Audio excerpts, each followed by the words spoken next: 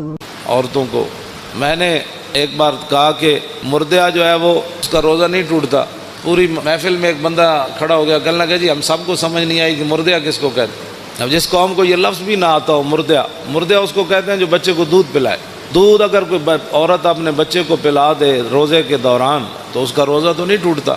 تو جس کو لفظ مردہ کا بھی پتہ نہیں ہے کہ مردہ کا معنی ہوتا ہے دودھ پلانے والی عورت, تو وہ بندہ کہنے لگا جی مردہ کیا ہوتا ہے. تو یہ میں ایک دو مثالیں, ویسی میں تو اپنا جو پڑھا ہے وہ بیان تو میں ہر جگہ کرتا رہتا ہوں, لیکن حقیقت یہ ہے کہ اس قوم کے اندر علم کی اتنی کمی ہے. اقبال کہتا ہے واہ ناکامی متاع کارواں جاتا رہا اور کارواں کے دل سے احساس زیاں جاتا رہا.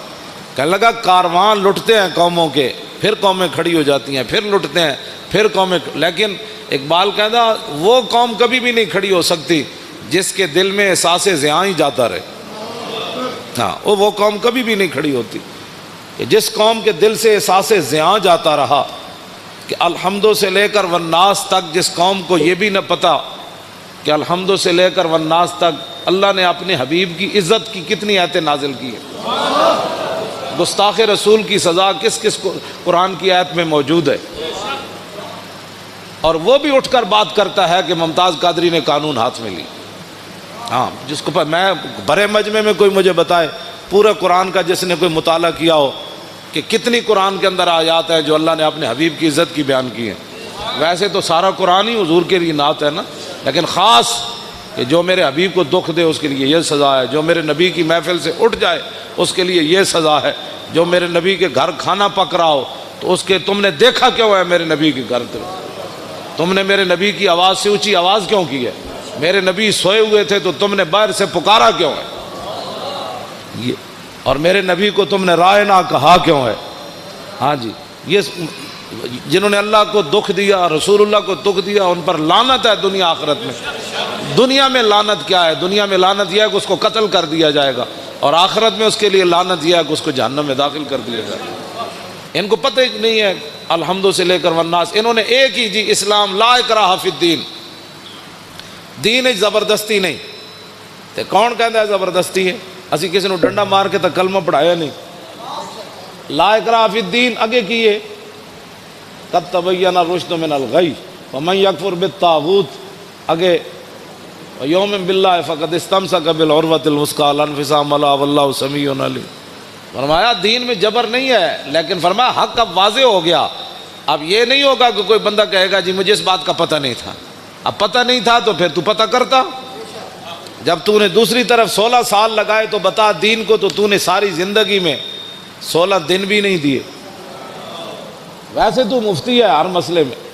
ہاں, میں روزے کے مسائل آپ کو پتہ ہے, میں جب میرا موضوع کچھ اور ہے تو میں ویسے تو چند باتیں آپ کے سامنے یہ کر رہا ہوں کہ رمضان المبارک پیکج آ گیا, اتنے ارب روپے کے روٹی سستی ملے گی.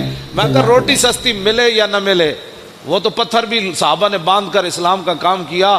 20 قسم کے کھانے کھانے کے بعد, افطاری کے بعد پھر مسجدوں کا سروے کرو کہ مسجدوں میں کتنی صفیں ہوتی ہیں.